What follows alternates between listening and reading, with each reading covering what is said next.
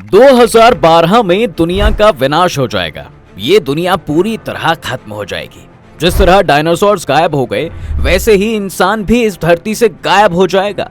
एक बड़ा सा गोला अर्थ से टकराने वाला है, उसके बाद सब खत्म। ऐसे ही ना जाने और कितनी बातें हमने अपने बचपन में अपने दोस्तों के साथ की हैं और उन्हें अपनी जिंदगी का हिस्सा बना लिया।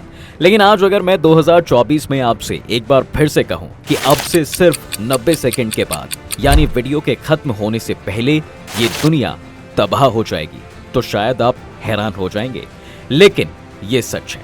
बेहद कम लोग जानते हैं कि दुनिया में एक ऐसी स्मार्ट वॉच मौजूद है जो लगातार हमें एक बहुत बड़े आने वाले डेंजर के बारे में अलर्ट कर रही है।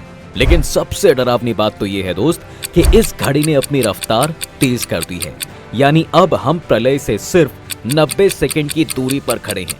अगर अब आप वीडियो छोड़कर जाएंगे तो आधी अधूरी बात आपको समझ नहीं आएगी। दरअसल जिस 90 सेकंड की हम यहाँ पर बात कर रहे हैं, उसकी रफ्तार आपकी और हमारी घड़ियों की तुलना में काफी धीमी है। असल में घड़ी को कुछ इस तरह से डिजाइन किया गया है कि इसमें आधी रात के 12 बजते ही धरती पर विनाश आ जाता है। दोस्तों, हम बात कर रहे हैं डूम्सडे क्लॉक, यानी प्रलय की घड़ी के बारे में।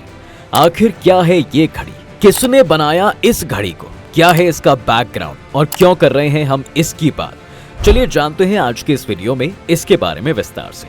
देखिए, bulletin of the atomic scientist नाम की एक ऑर्गेनाइजेशन हर साल इस डूम्सडे क्लॉक के टाइम को जारी करती है। 1947 से डूम्सडे क्लॉक टिक टिक कर रही है। ये एक सिंबॉलिक घड़ी है। उस समय इसे प्रलय से 7 मिनट पहले सेट किया गया था, लेकिन 1991 में ये खिसक कर 17 मिनट पीछे हो गया, यानी घड़ी प्रलय से 17 मिनट दूर हो गई। शायद उस समय दुनिया आज से बेहतर थी और यही वो वक्त था जब इस घड़ी और प्रलय के बीच सबसे अधिक दूरी थी। लेकिन उसके बाद से घड़ी तेज होकर प्रलय से सिर्फ 90 सेकंड की दूरी पर रुकी हुई है। हाल ही में इस संस्था ने डूम्सडे क्लॉक का टाइम जारी किया है, जिसमें बताया गया है कि एआई और बायोलॉजिकल रिसर्च जैसी खतरनाक टेक्नोलॉजी का इस्तेमाल लगातार बढ़ता जा रहा है, लेकिन इनके खतरों से निपटने की तैयारी नहीं की जा रही है। और अगर आपको ऐसा लगता है कि भाई इस दुनिया में सब ठीक चल रहा था, नहीं, ऐसा बिल्कुल नहीं है, बल्कि सब इसके ऑपोजिट है। अब आप ही सोचिए कि चीन, रूस और अमेरिका जैसे 3 बड़े देश अपनी न्यूक्लियर पावर को बढ़ाने के लिए काफी ज्यादा पैसा खर्च कर रहे हैं। इससे न्यूक्लियर वॉर का खतरा बढ़ता जा रहा है। भारत भी इस रेस में शामिल हो चुका है। वो भी खुद को इस रेस में उतार चुका है, क्योंकि कोई किसी से पीछे नहीं रहना चाहता। सिर्फ रूस और अमेरिका के पास ही दुनिया के 90% न्यूक्लियर वेपन्स हैं। वहीं 2023 दुनिया का अब तक का सबसे गर्म साल रहा, जिसे आप भले ही इग्नोर करें, लेकिन ये मदर अर्थ इसे चाहते हुए भी इग्नोर नहीं कर सकती। ग्रीन हाउस गैसों का प्रोडक्शन भी लगातार बढ़ता जा रहा है। अब इन सब बातों को ध्यान में रखते हुए भी डूम्सडे क्लॉक को इस साल तबाही से सिर्फ 90 सेकंड की दूरी पर सेट किया गया है। आपको बता दें कि इस घड़ी की timing climate change, pandemic, nuclear attack, cyber attack से हो रहे इंसानों के खतरों को देखते हुए ही सेट किया जाता है। इसका मकसद ये बताना है कि भाई मानव जाति जो है अपने पैरों पर हर दिन कुल्हाड़ी मार रही है और ये दुनिया अपने अंत के कितने करीब है। 1947 से लगातार इस घड़ी को इंसानों पर खतरे को देखते हुए अपडेट किया जाता है। डूम्सडे घड़ी का समय अब तक 25 बार बदला जा चुका है। इस घड़ी को तैयार करने वाले ग्रुप में एल्बर्ट आइंस्टाइन और अमेरिका के न्यूक्लियर बॉम्ब बनाने वाले रॉबर्ट ओपेनहाइमर समेत मैनहट्टन प्रोजेक्ट में शामिल साइंटिस्ट भी थे। अब इस घड़ी को बनाने की क्या जरूरत पड़ी और इसका रियल बैकग्राउंड क्या है, जरा उसे भी समझने की कोशिश करते हैं। देखिए, घड़ी की सुई को सेकेंड वर्ल्ड वॉर की तरफ लेकर चलते हैं। इस युद्ध में जर्मन तानाशाह अडोल्फ हिटलर ने दुनिया में तबाही मचा रखी थी। अमेरिकियों को लगा कि अगर हिटलर ने पहले परमाणु बम बना लिया तो वो दुश्मन देशों को मिटा देगा। ऐसे में एल्बर्ट आइंस्टाइन समेत कई साइंटिस्ट ने अमेरिकी सरकार को एक लेटर लिखा कि हिटलर के आतंक के चलते न्यूक्लियर बम बनाना बेहद जरूरी हो गया है। साथ ही साइंटिस्ट ने अमेरिकी राष्ट्रपति को ये भी बताया था कि यह बेहद ही खतरनाक बम होगा, जिसका कोई काट नहीं होगा। ये बम किसी भी देश पर इस्तेमाल करने के लिए नहीं, बल्कि दुश्मनों को डर दिखाने के लिए ही है। सिर्फ इस बम का खाली जगह पर टेस्ट किया जाए। उस समय अमेरिकी राष्ट्रपति ने साइंटिस्ट को यह भरोसा भी दिलाया कि भाई इसका किसी देश पर इस्तेमाल नहीं किया जाएगा। सबसे विनाशकारी बम बनाने पर काम शुरू होता है। कई वैज्ञानिकों की एक टीम बनी, जिसका काम ये पता लगाना था कि परमाणु बम बनाया जा सकता है या फिर नहीं। साल 1942 तक ये साफ हो चुका था कि परमाणु बम जो है बनाया जा सकता है।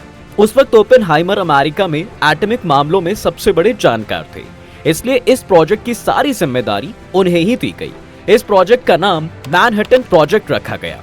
परमाणु बम साल 1945 तक बनकर तैयार हो गया। 16 जुलाई 1945 को न्यूक्लियर टेस्ट हुआ। जब इसका टेस्ट हुआ तो आसमान में धुएं का एक बड़ा गुबार देखने को मिला। एक तेज भूकंप से पूरी धरती कांप गई। ये अब तक का देखा गया सबसे बड़ा विस्फोट था। इसने ऐसा झटका पैदा किया जो कि 160 किलोमीटर दूर तक महसूस किया गया। इस टेस्ट से ओपेनहाइमर डर गए, क्योंकि उन्हें इस बात का एहसास हो गया था कि भाई उन्होंने पूरी दुनिया के लिए एक बड़ा खतरा बना दिया है। लेकिन आपको बता दें कि जिस हिटलर के खौफ से यह बम बना था, उसने न्यूक्लियर टेस्ट से करीब 2.5 महीने पहले खुदकुशी ही कर ली और जर्मनी ने भी सरेंडर कर दिया। लेकिन एशिया में युद्ध जारी था, क्योंकि जापान ने अभी तक हार नहीं मानी थी। 1942 की शुरुआत से ही अमेरिका जापान पर बम गिरा रहा था और इसके पीछे वजह थी 7 दिसंबर 1941 की एक घटना। दरअसल इस दिन अमेरिकी नौसैनिक अड्डे पर्ल हार्बर पर जापानी एयरफोर्स ने चुपके से हमला किया था। इस हमले में 2000 से अधिक अमेरिकी सैनिक मारे गए थे। इसके अलावा अमेरिका के 18 नेवल शिप और 328 अमेरिकी विमान पूरी तरह से तबाह हो गए थे। हमले के दूसरे ही दिन 8 दिसंबर 1941 को अमेरिका भी सेकेंड वर्ल्ड वॉर में कूद पड़ा था। उसने भी जापान के खिलाफ जंग का ऐलान कर दिया और तब से ही अमेरिका जापान से बदला लेने की सोच रहा था। ऐसे में जापान सरेंडर नहीं कर रहा था। तब अमेरिका ने 6 अगस्त 1945 को हिरोशिमा और नागासाकी में परमाणु बम से हमला कर दिया। इसमें लाखों लोग मारे गए और जापान को सरेंडर करना ही पड़ा। पूरी दुनिया में इस घटना के बाद एटम बम बनाने को लेकर होड़ शुरू हो गई थी। इस नरसंहार से एटम बम बनाने वाले ओपेनहाइमर को बहुत अफसोस हुआ। उन्होंने इस तबाही का जिम्मेदार खुद को ही माना। इस प्रोजेक्ट में शामिल सभी साइंटिस्ट ने न्यूक्लियर वेपन की रेस के खिलाफ अपनी आवाज बुलंद करनी शुरू कर दी, लेकिन इनकी आवाजों को दुनिया के किसी देश ने सुना नहीं। इन्हें अपने काम के लिए एक तरफ गर्व था तो दूसरी तरफ शर्म भी थी। ऐसे में इन्हें लगा कि अगर इसी तरह न्यूक्लियर वेपन्स को लेकर होड़ लगी रही तो भाई एक दिन ये दुनिया जो है पूरी तरह खत्म हो जाएगी। ऐसे में इन लोगों ने दुनिया को अलर्ट करने के लिए शिकागो यूनिवर्सिटी में एक सिंबॉलिक घड़ी बना दी, जिसे सेट करने की जिम्मेदारी एटॉमिक साइंटिस्ट बुलेटिन को दी गई। इस वॉच को साइंटिस्ट का एक पैनल, जिसमें 13 नोबेल पुरस्कार विजेता शामिल हैं, इससे हर साल सेट करते हैं। अब भाई एक पैनल में जब इतने समझदार लोग हों तो भला उनकी बात कौन नहीं मानेगा। लेकिन वेट, क्या सच में उनकी बात कोई मान रहा है? देखिए, जब ये घड़ी बनाई गई तब इसे आधी रात होने में 7 मिनट का समय था। 1949 में सोवियत यूनियन ने न्यूक्लियर बम बनाया तो इस घड़ी में 12 बजने में सिर्फ 3 मिनट बचे थे।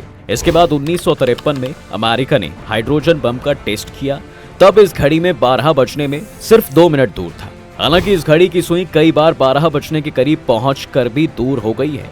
ऐसा ही साल 1991 में हुआ, जब सोवियत यूनियन टूट गया तो इस घड़ी की सुई 12 बजे से 17 मिनट दूरी पर फिक्स की। लेकिन 1998 में भारत पाकिस्तान के न्यूक्लियर टेस्ट के बाद घड़ी की सुई सिर्फ 9 मिनट की दूरी पर पहुंच गई। फिर 2023 में यूक्रेन युद्ध की वजह से घड़ी में आधी रात से 90 सेकंड बचे हैं और फिर इस साल भी घड़ी 90 सेकंड पर ही फिक्स की गई है। तो दोस्तों, क्या वाकई इस कयामत की घड़ी से कोई फर्क पड़ता है? तो इस घड़ी के क्रिटिक्स कहते हैं तो ये क्लॉक ट्रांसपेरेंट नहीं है, इसका कोई सटीक मेजरमेंट सिस्टम नहीं है। कई लोगों का मानना यह भी है कि इस घड़ी को टेक्निकली ठीक किया जा सकता है। चलिए इस बात को समझने की कोशिश करते हैं कि भाई क्या वाकई दुनिया को न्यूक्लियर वेपन क्लाइमेट चेंज से खतरा है? अगर हाँ, तो कितने सालों बाद ये धरती तबाह हो सकती है। सबसे पहले समझते हैं कि अगर अब परमाणु बम फटा तो क्या होगा। देखिए, जिस हिसाब से माहौल आज दुनिया में बना हुआ है, ऐसे में अगर 2 पावरफुल देशों के बीच लड़ाई होती है तो न्यूक्लियर बॉम्ब वाला देश इसे कभी भी इसका इस्तेमाल कर सकता है। चीन और अमेरिका की दुश्मनी किसी से छिपी तो नहीं है। दोनों महाशक्तियां ट्रेड के साथ में अपने हथियारों के जखीरे को भी दिन रात मजबूत कर रहे हैं। कुछ महीने पहले नैन्सी पेलोसी के ताइवान जाने के बाद अमेरिका और चीन एक दूसरे के सामने आ गए थे, और अगर इसी तरह से दोनों महाशक्तियों में किसी ने भी जरूरत से ज्यादा एक दूसरे को उकसाने की कोशिश की तो युद्ध हो सकता है। अमेरिका और चीन टकराते हैं तो न्यूक्लियर वॉर का खतरा कितना बढ़ जाएगा, इसका समझना मुश्किल नहीं है। दुनिया भर के वेपन्स पर नजर रखने वाली institute Stockholm International Peace Research Institute के अनुसार दुनिया भर में न्यूक्लियर वेपन्स की संख्या 13,865 है। इस आंकड़े में उन हथियारों को भी गिना गया है जिन्हें तैनात किया गया है या डिसमेंटल किया जाता है।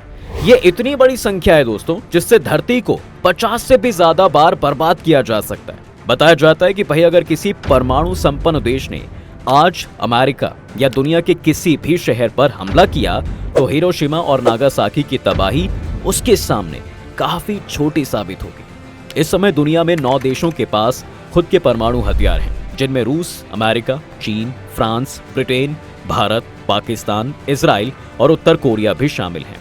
आज के न्यूक्लियर वेपन की ताकत को आप इस बात से समझ सकते हैं कि हिरोशिमा पर जो बम गिराया गया था उसे 6 अगस्त 1945 के दिन से हर 2 घंटे के अंतराल पर दिन में 12 बार गिराया जाए और ये सिलसिला आज तक जारी रहे, तब भी उतना विस्फोट पावर नहीं बनेगा जितना अभी दुनिया के सभी परमाणु हथियारों में लेस है। बताया जाता है कि 6 अगस्त 1945 को जापान के हिरोशिमा शहर पर परमाणु बम से हमले की घटना को 77 साल बीत जाने के बाद आज भी उस बम का इतना असर है कि रेडिएशन की मार आज की पीढ़ी भी झेल रही है। अमेरिका को जवाब देने के लिए रूस ने 1961 में हाइड्रोजन बम बना लिया।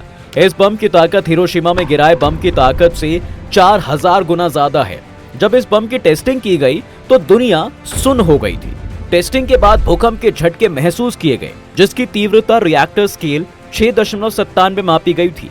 वहीं 8 करोड़ टन के बराबर ग्लेशियर अपनी जगह से हिल गया और 2 मील लंबी झील बन गई। लेकिन ये सिलसिला यही नहीं रुका। इसके बाद अमेरिका ने 3 स्टेज वाली B-41 बम बना लिया। बताया जाता है कि दुनिया में अभी इससे भी ज्यादा भयानक न्यूक्लियर वेपन मौजूद है। हालांकि राहत की बात यह है कि भाई सिप्री की एक रिपोर्ट कहती है कि दुनिया में अब न्यूक्लियर वेपन की संख्या घट रही है। इसका कारण रूस और अमेरिका के बीच हुई ट्रीटी है। इस ट्रीटी के तहत दोनों ही देश अपने न्यूक्लियर वेपन्स घटा रहे हैं। तो आप ऐसे में समझ सकते हैं कि भाई न्यूक्लियर वेपन इस धरती की तबाही के लिए कितना बड़ा खतरा है।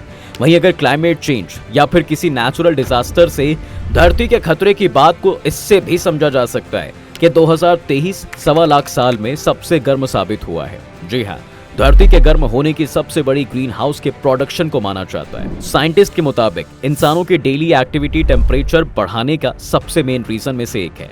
जलती हुई फॉसिल फ्यूल के उपयोग से हर साल 40 अरब टन CO2 उत्सर्जित हो जाता है, जिससे वायु प्रदूषण और ग्लोबल वार्मिंग बढ़ रही है। ताजा स्टडी के मुताबिक साल 2030 तक धरती के तापमान में 1.5 डिग्री की बढ़ोतरी हो जाएगी। अगर ऐसा होता है तो इसका इंसान के जीवन पर बेहद ही गहरा असर पड़ेगा। ग्लोबल वार्मिंग से भारत के लोगों में अवेयरनेस फैलाने के लिए यूनियन मिनिस्टर ने अप्रैल 2023 में एक क्लाइमेट क्लॉक जारी की है।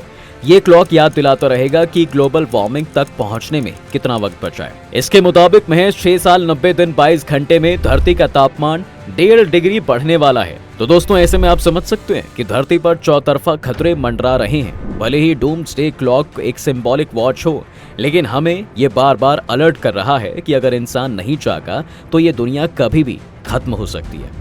क्या सोचते हैं आप इस मुद्दे पर? अपनी राय कमेंट बॉक्स में जरूर रखिएगा। वीडियो को लाइक कीजिए और हमारे चैनल को सब्सक्राइब भी जरूर कीजिए।